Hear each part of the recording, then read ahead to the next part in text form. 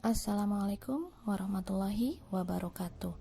Alhamdulillah, marilah kita semua panjatkan rasa puji dan syukur kehadirat Allah Subhanahu wa taala, Tuhan semesta alam yang telah memelihara dan tidak pernah berhenti memberikan hidayah bagi umatnya.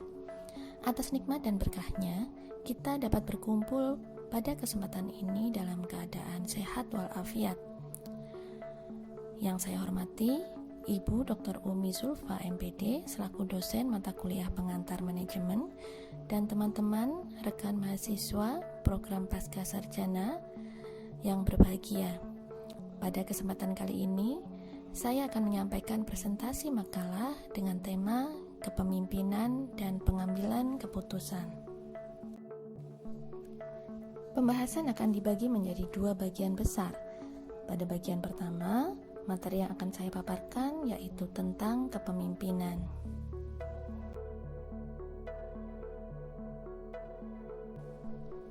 Sebelum masuk ke dalam pembahasan yang lebih mendalam, ada baiknya kita memahami terlebih dahulu tentang istilah kepemimpinan. Menurut Watkins, sebagaimana disampaikan oleh Yunus dan Wahyudin, menyampaikan bahwa kepemimpinan berkaitan dengan anggota yang memiliki kekhasan dari suatu kelompok yang dapat dibedakan secara positif dari anggota lainnya, baik dalam perilaku, karakteristik pribadi, pemikiran, atau struktur kelompok. Sedangkan dalam buku manajemen An Introduction karya Umi Zulfa dijelaskan pengertian kepemimpinan adalah kemampuan dan proses mempengaruhi orang lain agar mampu melakukan suatu tindakan ataupun fungsi yang diorientasikan bagi pencapaian tujuan tertentu. Adapun beberapa prinsip-prinsip kepemimpinan antara lain mengadakan peningkatan secara terus-menerus, mengakui masalah secara terbuka, menciptakan tim kerja, memberikan proses hubungan kerja yang benar, memberikan informasi kepada karyawan, serta memberikan wewenang kepada setiap karyawan.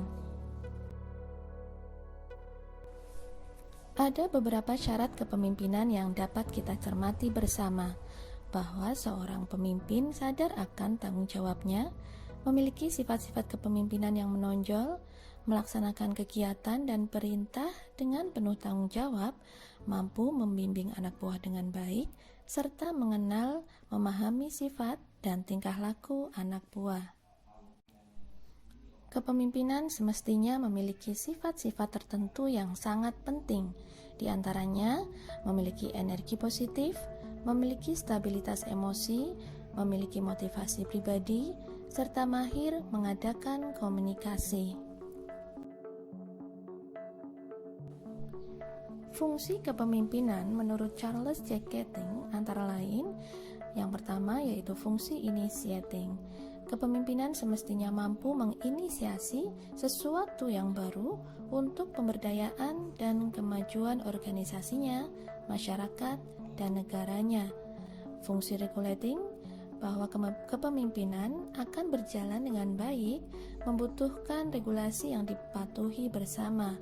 Oleh karena itu, kepemimpinan harus mampu membuat aturan baik yang bersifat responsif maupun antisipatif. Yang ketiga yaitu fungsi informing. Kepemimpinan semestinya memberikan informasi yang bermanfaat untuk kemajuan organisasinya. Yang keempat yaitu fungsi supporting. Kepemimpinan harus mendukung, menunjang, dan merealisasikan tujuan besar, menengah, dan kecil organisasi. Sedangkan fungsi evaluating, kepemimpinan secara mandiri bisa melakukan evaluasi atas keefektifan kepemimpinan yang sudah berjalan. Yang terakhir yaitu fungsi summary, kepemimpinan harus mampu membuat summary atas keadaan terkini dan ekstrapolasi keadaan di masa depan, sehingga membantunya membuat keputusan-keputusan yang tepat bagi organisasinya.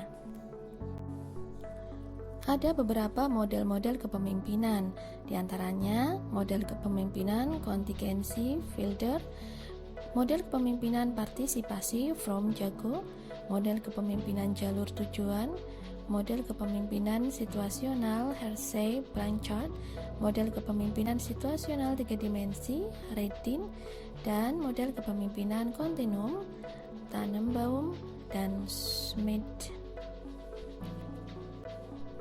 Menurut Nadler dan Tussman, ada 3 tipe kepemimpinan, yaitu envisioning adalah tipe kepemimpinan yang mampu memberikan gambaran masa depan atau memberikan deskripsi apa yang akan terjadi di masa depan. Yang kedua yaitu energizing, merupakan tipe kepemimpinan yang mampu mengarahkan dan mengumpulkan semua energi, memotivasi untuk bertindak diantaranya anggota organisasi. Sedangkan yang ketiga yaitu enabling, yaitu tipe kepemimpinan yang secara psikologi mampu membantu orang untuk bergerak atau menghadapi sebuah target yang menantang. Ada beberapa gaya kepemimpinan. Yang pertama yaitu gaya autokratis. Gaya kepemimpinan autokratis merupakan pemimpin yang memiliki kriteria atau ciri yang selalu menganggap organisasi menjadi milik pribadi, mengidentikan tujuan pribadi dengan tujuan organisasi, menganggap bawahan sebagai alat semata, tidak mau menerima kritik dan saran, terlalu tergantung pada kekuasaan formalnya dalam tindakan pergerakannya, sering mempergunakan pendekatan paksaan dan bersifat menghukum. Yang kedua yaitu gaya demokratis, yaitu gaya kepemimpinan yang memiliki karakteristik diantaranya dalam proses pergerakan bawahan selalu bertitik tolak dari pendapat bahwa manusia adalah makhluk yang termulia di dunia. Selalu berusaha mensinkronisasikan kepentingan dan tujuan organisasi dalam kepentingan dan tujuan pribadi daripada bawahannya. Senang menerima saran, pendapat, bahkan kritik dari bawahan. Selalu berusaha menjadikan bawahannya sukses dan berusaha mengembangkan kapasitas diri pribadi sebagai pemimpin. Sedangkan yang ketiga yaitu gaya kendali bebas. Gaya kepemimpinan kendali bebas adalah gaya kepemimpinan yang lebih mengutamakan relation oriented atau orientasi hubungan daripada result oriented atau penyelesaian tugas. Adapun beberapa faktor yang mempengaruhi kepemimpinan antara lain karakteristik pribadi pemimpin. Pemimpin adalah orang yang istimewa. Keberadaannya ditunggu oleh situasi yang menghendaki kehadirannya.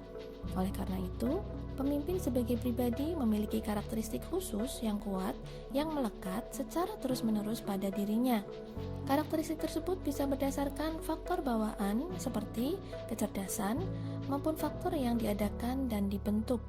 Karakteristik tersebut melekat pada apa yang disebut sebagai sifat kepemimpinan. Yang kedua yaitu kelompok yang dipimpin. Efektif tidaknya pemimpin tidak hanya berkaitan dengan kemampuan seorang pemimpin, tetapi juga dengan siapa kelompok yang dipimpin. Sebagus apapun kualitas awal seorang pemimpin, jika tidak diimbangi dengan kualitas bawahannya, maka kepemimpinannya bisa gagal.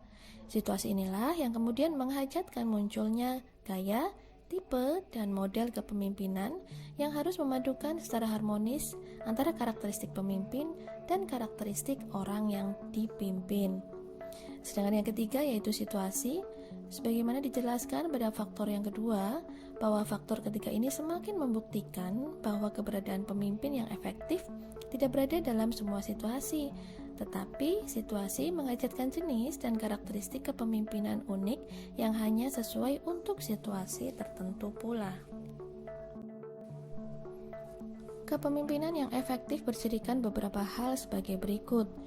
Yang pertama yaitu mampu menjamin kesuksesan kerja, yang kedua mampu mengatasi permasalahan, dan yang ketiga bekerja sama dengan para pemimpin lainnya. Kassenbach mengemukakan karakteristik umum dari pemimpin perubahan sejati atau real change leader sebagai berikut, yaitu komitmen terhadap suatu cara yang lebih baik, berani menghadapi kekuasaan dan norma-norma yang ada, inisiatif personal untuk mengatasi batas-batas yang ditetapkan, memotivasi diri dan orang lain, peduli terhadap bagaimana orang diperlakukan dan orang berunjuk kerja, tahan, tidak terkenal, serta memiliki rasa humor terhadap diri dan lingkungan. Sedangkan konsep kepemimpinan Hastabrata atau 7 ajaran keutamaan dianalogikan kepada sifat-sifat alam. Artinya, seorang pemimpin dalam menjalankan peran kepemimpinannya harus memiliki watak seperti matahari yang memberikan semangat, kehidupan, dan kekuatan bagi pihak yang dipimpinnya. Seperti bulan, yaitu menyenangkan dan mampu memberikan penerangan dalam kegelapan, atau bintang yang mampu menjadi pedoman, serta angin dapat melakukan tindakan dengan teliti, dan mendung harus berwibawa dan tindakannya bermanfaat. Selain itu juga api, di mana harus adil, mempunyai prinsip dan tegas tanpa pandang bulu. Dan yang terakhir yaitu samudra, bagaimana seorang pemimpin perlu berpandangan luas, berisi, rata, mempunyai budi yang suci dan sentosa. Kita akan menuju pada pembahasan berikutnya di bagian kedua, yaitu tentang pengambilan keputusan. Pengambilan keputusan atau decision making adalah suatu proses dalam melakukan penilaian dan menjatuhkan pilihan. Suatu keputusan diambil setelah melalui beberapa pertimbangan dan memilih dari beberapa alternatif. Menurut Salusu, pengambilan keputusan ialah proses memilih suatu alternatif cara bertindak dengan metode yang efisien sesuai situasi. Dapat juga dikatakan bahwa pengambilan keputusan merupakan proses untuk menemukan dan menyelesaikan permasalahan yang dihadapi oleh organisasi. Pengambilan keputusan memiliki arti penting bagi maju mundurnya suatu organisasi, terutama berkaitan dengan masa depan organisasi. Karena masa depan organisasi ditentukan oleh pengambilan keputusan yang dilakukan pada waktu sekarang. Oleh karena itu, semakin dipahami bahwa pengambilan keputusan erat kaitannya dengan kepemimpinan, karena pemimpinlah yang berkewajiban sekaligus berwenang untuk mengambil keputusan. Dengan kata lain, kepemimpinan akan bermakna jika dilengkapi dengan proses pengambilan keputusan. Gordner mengajukan 4 metode pengambilan keputusan yang sudah lazim digunakan. Yang pertama yaitu metode rasional, yaitu metode pengambilan keputusan berdasarkan pertimbangan rasio. Metode ini merupakan metode klasik yang sesungguhnya merupakan metode pengambilan keputusan model birokratif. Yang kedua yaitu metode tawar-menawar, inkremental, merupakan metode pengambilan keputusan melalui proses diskusi, tawar-menawar, dan perdebatan yang sangat sengit. Yang ketiga yaitu metode agregatif, yaitu metode agregat yang melibatkan 2 teknik Delphi dan teknik-teknik pengambilan keputusan lain. Metode ini biasanya juga memanfaatkan para konsultan dan tim-tim staf dalam merumuskan kebijakan-kebijakan politis. Yang keempat yaitu metode keranjang sampah. Metode ini bekerja berangkat dari banyak isu yang dikumpulkan dan sifat keputusan biasanya tidak direncanakan karena adanya perdebatan akibat banyaknya isu persoalan yang dikupas. Melalui metode, seseorang pemimpin bisa menentukan cara yang akan digunakan untuk membuat keputusan. Selanjutnya, seorang pemimpin juga perlu memahami prosedur yang akan dilalui dalam proses pengambilan keputusan. Di antaranya yaitu yang pertama identifikasi masalah, identifikasi kriteria pengambilan keputusan, mengumpulkan dan menganalisis data, merumuskan alternatif keputusan, memberikan bobot terhadap kriteria, mengembangkan dan mengevaluasi alternatif, memilih alternatif, serta mengimplementasikan alternatif. Melalui metode, seseorang pemimpin bisa menentukan cara yang akan digunakan untuk membuat keputusan. Selanjutnya, seorang pemimpin juga perlu memahami prosedur yang akan dilalui dalam proses pengambilan keputusan. Di antaranya yaitu yang pertama identifikasi masalah, identifikasi kriteria pengambilan keputusan, mengumpulkan dan menganalisis data, merumuskan alternatif keputusan, memberikan bobot terhadap kriteria, mengembangkan dan mengevaluasi alternatif, memilih alternatif, serta mengimplementasikan alternatif. Ada beberapa aliran pengambilan keputusan. Yang pertama yaitu aliran birokratik, di mana pengambilan keputusan yang dilakukan oleh pemimpin berdasarkan masalah, informasi, fakta, dan keterangan lain dari para bawahan. Yang kedua yaitu aliran manajemen saintifik. Tugas-tugas bisa dibagi ke dalam elemen-elemen logis yang dapat digambarkan secara saintifik. Manajemen memiliki kemampuan untuk menganalisis dan menyelesaikan suatu masalah. Yang ketiga yaitu aliran hubungan kemanusiaan. Pengambilan keputusan didasarkan pada kebutuhan, keinginan, dan pemberian peran bawahan. Selanjutnya, aliran rasional ekonomi, bahwa keputusan atau kebijaksanaan organisasi akan terus diambil sepanjang masih memberikan nilai lebih tinggi dari biayanya. Yang berikutnya yaitu aliran satisficing, proses pengambilan keputusan yang didasarkan kepada kepercayaan bawahan terhadap atasan bahwa mereka mampu mengambil keputusan secara rasional walaupun tidak sempurna karena bawahan menyadari adanya keterbatasan kognitif, keterbatasan waktu, dan ketidakpastian. Yang terakhir adalah aliran sistem, pengambilan keputusan yang harus teratur, sistemik, dan komprehensif karena masalah pasti ada di dalam sistem tersebut. Menurut Sunarto, tipe pengambilan keputusan ada 4, yaitu direktif, analitik, konseptual, dan perilaku. Pada tipe pengambilan keputusan yang pertama, yaitu direktif, orang yang melakukan gaya direktif memiliki toleransi yang rendah atas ambiguitas dan mencari rasionalitas. Mereka itu efisien dan logis, tetapi efisiensi mereka mempertahankan hasil dalam keputusan yang diambil dengan informasi minimal dan dengan beberapa alternatif. Tipe direktif mengambil keputusan cepat dan berorientasi pada jangka pendek. Tipe yang berikutnya yaitu analitik. Gaya ini memiliki toleransi yang jauh lebih besar terhadap ambiguitas dibanding pengambilan keputusan direktif. Ini mengarah ke keinginan lebih banyak informasi dan pertimbangan atas alternatif yang lebih banyak ketimbang alternatif yang lebih benar bagi tipe direktif. Para manajer analitik sangat dicirikan sebagai pengambil keputusan yang cermat dengan kemampuan untuk menyesuaikan diri dengan situasi yang baru. Tipe yang ketiga yaitu konseptual. Para individu dengan gaya konseptual cenderung menjadi sangat luas dalam pandangan mereka dan mempertimbangkan banyak alternatif. Orientasi mereka adalah jangka panjang dan mereka sangat baik dalam menemukan solusi yang kreatif dari masalah-masalah. Tipe yang terakhir yaitu perilaku. Kategori gaya perilaku dicirikan dengan pengambilan keputusan yang bisa bekerja baik dengan yang lain. Mereka memperhatikan rekan kerja dan bawahan serta reseptif terhadap usulan-usulan dari yang lain. Sangat mengandalkan pertemuan untuk berkomunikasi. Gaya manajer ini mencoba untuk menghindari konflik dan mengupayakan penerimaan. Problem pengambilan keputusan dalam pemecahannya membutuhkan keahlian khusus di bidangnya. Problem ini memiliki ciri-ciri sebagai berikut, yaitu unsur-unsur dari masalah cenderung tunggal, jelas, dan sering dapat diukur.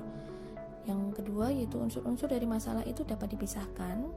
Yang ketiga, solusi masalah itu memerlukan serangkaian tindakan yang logis yang mungkin dilakukan oleh seseorang. Sedangkan yang keempat, batasan-batasan atas keseluruhan masalah cenderung mudah dilihat. Dari paparan tersebut, maka dapat disimpulkan bahwa kepemimpinan sangat berkaitan erat dengan pengambilan keputusan. Dibutuhkan pemimpin yang bijaksana dalam setiap keputusan agar dapat memberikan dampak positif pada lembaga maupun sumber daya manusia yang bekerja sama dengannya. Selain itu, juga agar pelaksanaan manajemen dalam organisasi sesuai dengan tujuan yang telah direncanakan sebelumnya. Demikian paparan mengenai kepemimpinan dan pengambilan keputusan. Terima kasih atas perhatiannya, semoga bermanfaat. Wassalamualaikum warahmatullahi wabarakatuh.